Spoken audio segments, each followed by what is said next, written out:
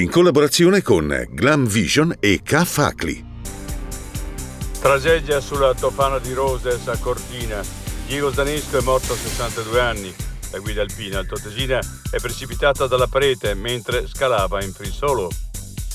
Momenti di paura al lago di Santa Giustina, macchina di soccorso in azione nella notte per un ragazzo precipitato in una scarpata. Falso attacco di orsa con piccolo roncone. Il sindaco: se li sono trovati davanti che dormivano sul sentiero e hanno gridato per allontanarli. Si è rischiata un'altra tragedia.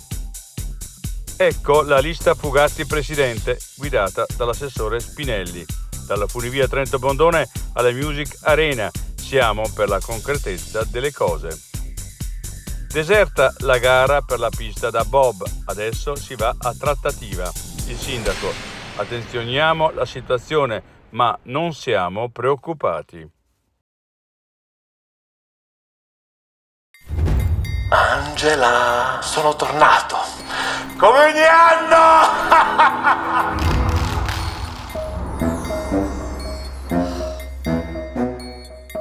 Ti stai divertendo, eh? E io chiamo il K-Facli. No, il K-Facli no. Quando si avvicina l'ora del 7:30, non preoccuparti, c'è il K-Facli.